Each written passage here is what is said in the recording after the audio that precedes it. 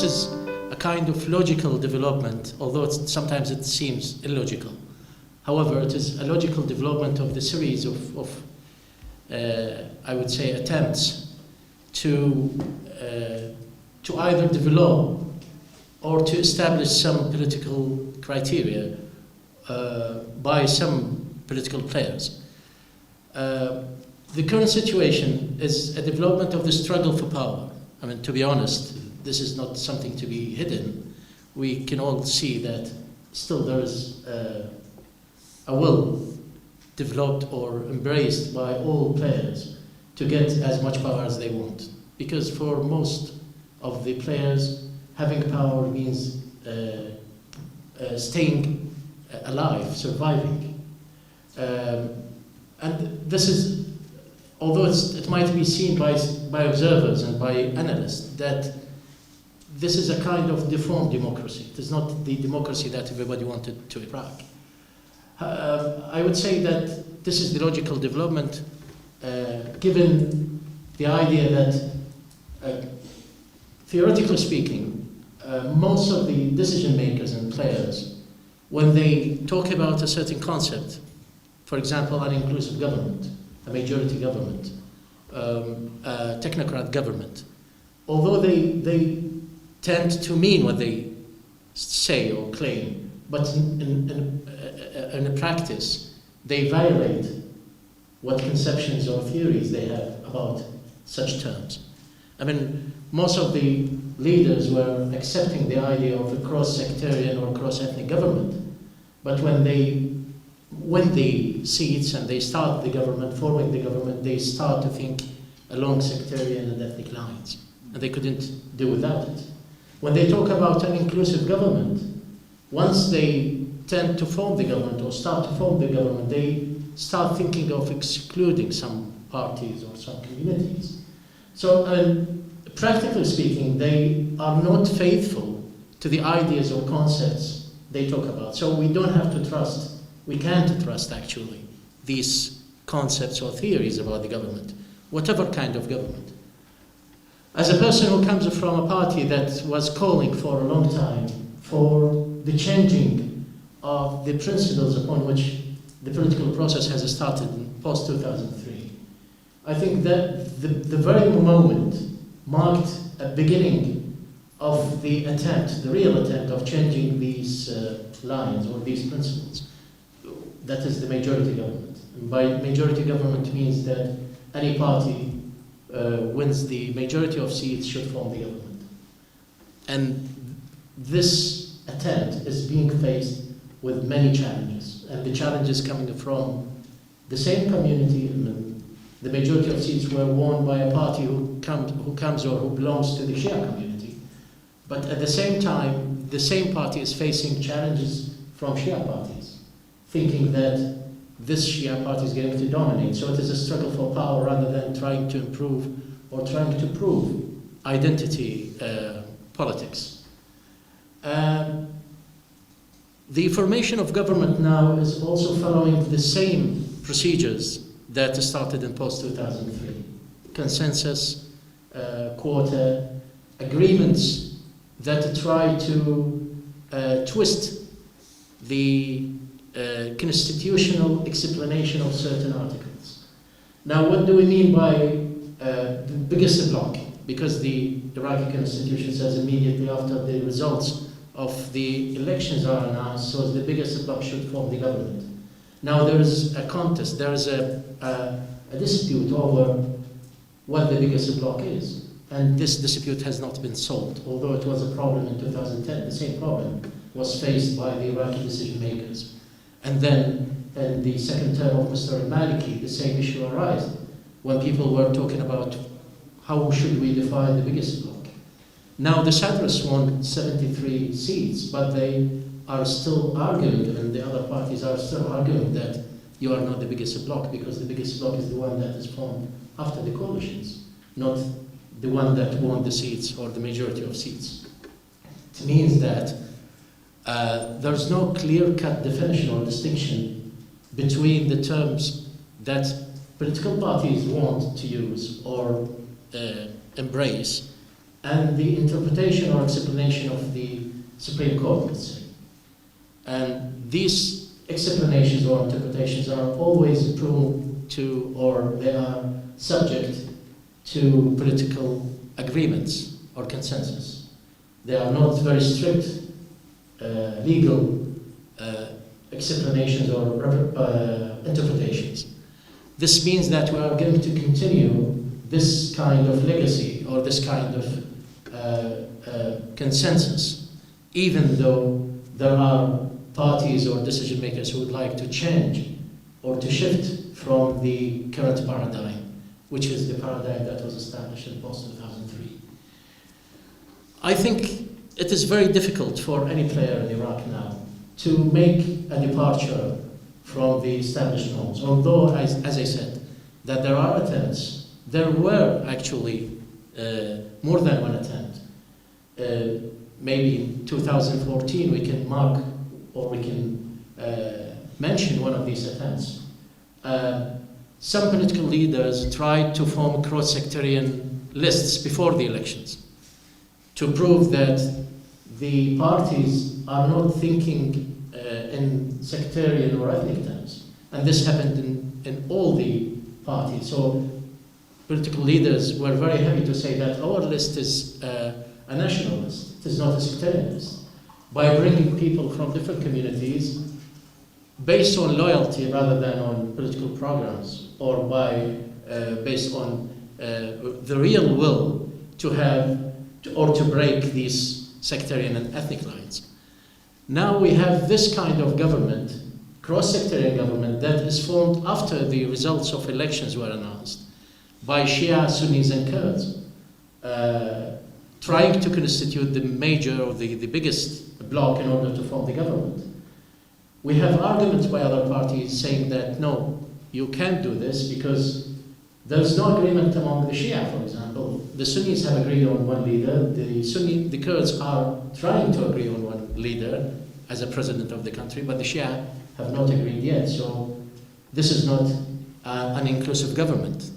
And even if you mean that this is a majority government, it won't be a majority because Shia are the majority and they are in disagreement now.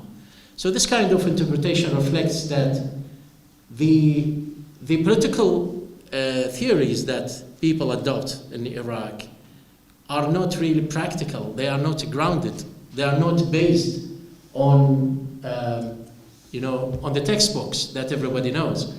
It is their own invention of how politics should be approached.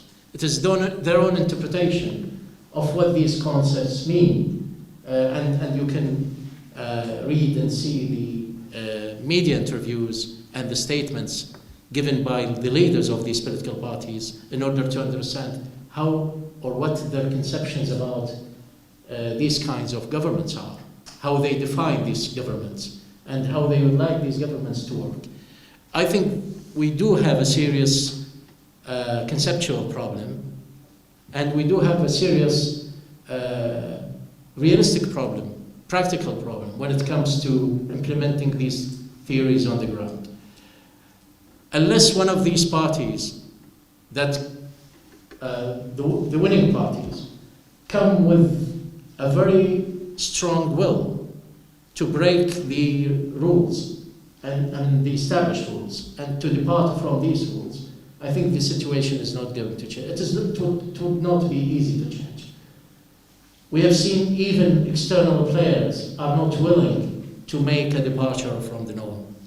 And the interventions are very clear. I mean, not just the neighboring countries' intervention, but some of the international intervention.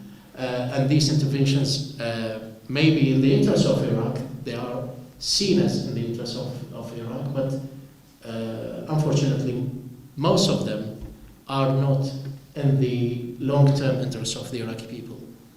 That's why I'm saying we need a tremendous effort and work in order to change the status quo and depart from the established norms, which is the only solution for the persisting Iraqi problems. For everybody's information, the genesis of the current political system, how it was found, actually there were opponent parties sitting outside Iraq for the decades that, during Saddam's time, they were contemplating about the situation in Iraq. Some of them were in the opposition power outside Iraq. They sat with the Americans and they sat separately. They wanted to decide the removal of Saddam regime, so they decided that the best system that suits Iraqis is a federal system. And that was very clear for the Kurds because they have already experienced a federal region. But for the Shia and the Sunnis, they were driven to embrace this system because they lacked trust. They distrusted each other. They disagreed over many issues. The Shia were afraid that a Sunni dictator will be reintroduced after the American invasion. The Sunnis were afraid that they will lose power. So they all agreed upon a federal system. But what kind of federal system is going to be installed? Then there was an agreement over a bicameral system in which there is a parliament and there is another chamber that will oversee the work of the parliament. Now, after they came to Iraq, there are certain principles or conventions that were not constitutionalized, like the division of authorities. Who's going to be in the presidential seat? Who's going to be in the premier position? Who's going to be in the speaker's position? These are not talked about by the Constitution. These are not written in the Constitution. What should be the electoral system? Whether Iraq is going to be one constitution, one station, or different stations, ballot stations. These were not tackled by the Constitution. These were conventions that were introduced by the political leaders and agreed upon by them as well. And that's why we have this kind of fear or distrust that started in post-2003. So the division along sectarian and ethnic lines, the division of the main authorities, the legislative, the executive, and the judiciary, was suggested by some of the Iraqis and encouraged by the Americans because at that time they found that this is the best formula to stabilize Iraq. But then they discovered that the struggle continued.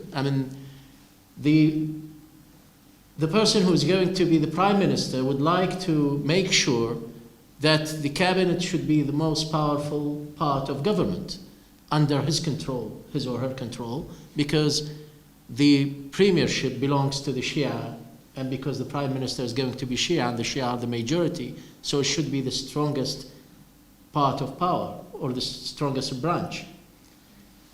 The speakership being held by Sunnis would see the premiership as a competitor, and that's why there was a struggle between the speaker and the prime minister for no less than 10 years, because the prime minister at that time wanted to prove that the Shia are the majority and the stronger, while the speaker wanted to prove to his community and his component that he is also strong and he represents the Sunnis. And that really made the government dysfunctional because there was a conflict between the two main branches rather than some sort of integrity or some sort of cooperation. And this continued. That division helped most of the political parties to try to establish themselves firmly in one branch rather than the other. That's why there is a struggle now over who is going to be the prime minister and according to which formula, because the premiership or the prime minister's position is seen as the strongest one, not the speakership, not the judiciary system, not the president. And the presidentship is seen as something honorary. It represents Iraq, but nearly with no prerogatives, with no authorities. And that was clearly said by the late Mr. Jalal Talabani. He said, I'm just an honorary person. I salute the Iraqi flag and then I raise my hand and I lower my hand. So you don't blame me for mistakes that are committed by the prime minister or by the speaker. You don't blame me for the problems that exist between the cabinet and the parliament. I'm just an honorary person. I represent Iraq outside Iraq in the international community. But for the inside the problems, these should be solved between the Sunni and the Shia because they are the main components of the Iraqi system. And that's why, I mean, understanding how the system works is very much important to understanding what kind of solution we should promote or we should advise. And that's why the system in Iraq is not similar to any other system, despite the fact that it has the label of being a federal system, or it is bicameral, or whatever kind of term used to describe or to define the system in Iraq. It is defined in a way that is different from the way it functions or it works. And again, this is because of lack of trust, because of lack of understanding of how the government should work, or lack of programs, actually. I again insist on the idea of lack of programs. Then accepting the constitution, I mean, this point was also raised by Dr. Marcus. Why shouldn't all political parties accept what is there in the constitution and as such accept the result, whether the elections result in one prime minister or one speaker? I mean, because again, the constitution is not explained or interpreted by the Supreme Court or by the legal persons. It is interpreted by political players themselves, by leaders of political parties. And that's why the constitution states clearly the periods of time or the way the government should be formed after the elections, but nobody obeys or nobody accepts what is there in the constitution when it comes to the struggle between different political parties, to the struggle for power. Now we have, the problem that we have right now is not a matter of understanding what the constitution says. It is a matter of interpreting what the constitution says. And even if you take this problem to the Supreme Court and ask the Supreme Judge, what do you think about this article? He would say, I'm not going to solve this. You go, political leaders, check it, see it, read it, and then you come with a solution. You tell me the solution. I will announce the solution for you. I will tell you what the Supreme Court says about it after you solve the problem. So again, it is a matter of interpreting the constitution by political leaders and by political players.